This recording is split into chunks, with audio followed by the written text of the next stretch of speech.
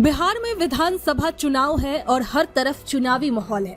ऐसे में एक सवाल जो हर किसी के मन में चल रहा है वो ये कि नीतीश कुमार ने अचानक से हर विभाग में इतनी बड़ी संख्या में नौकरियों की घोषणा क्यों कर दी है। बिहार में चुनावी माहौल गरमाने लगा है और इसी के साथ सरकारी भर्तियों की झड़ी भी लग गई है। 52,525 अधिकारियों की नियुक्ति से लेकर 19,000 सिपाहियों की भर्ती तक और 15 अगस्त से पटना में मेट्रो दौड़ाने की घोषणा, ऐसे फैसलों की बाढ़ आ गई है।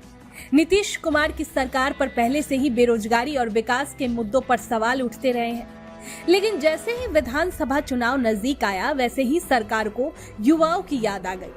12,000 से ज्यादा बहाली बिहार कर्मचारी आयोग यानी बीएसएससी से होगी तो 16,513 अधिकारी बीपीएससी से नियुक्त किए जाएंगे। ये सब अचानक कैसे संभव हो गया? क्या बिहार सरकार के पास पहले फंड की कमी थी या फिर चुनाव जीतने के लिए नौकरियों की घोषणा मात्र एक रणनीति है? राजद नेता तेजस्वी यादव ने इस मुद्दे पर तंज कसते हुए कहा कि नीतीश जी को चुनाव आते ही बेरोजगारों की याद आती है। पूरे 4 साल तक युवाओं को भटकाते हैं और फिर आखिरी साल में नौकरियों की बारिश कर देते हैं। अगर सरकार वाकई ईमानदार होती तो ये भर्तियां पहले हो चुकी होती। अब तेजस्वी का बयान कहीं न कहीं ये सवाल उठाता है कि क्या ये घोषणाएं सिर्फ वोट के लिए की जा रही है।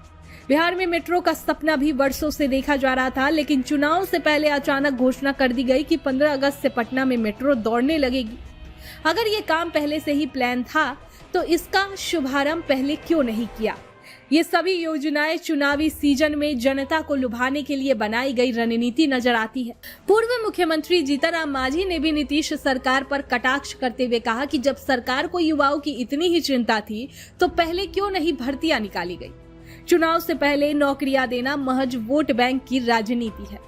सवाल सिर्फ नौकरियों तक सीमित नहीं है, बल्कि ये पूरे सिस्टम पर भी है। अगर सरकार चुनाव के पहले इतनी नौकरियां निकाल सकती है तो बाकी समय में बेरोजगारी के नाम पर चुप क्यों रहती है?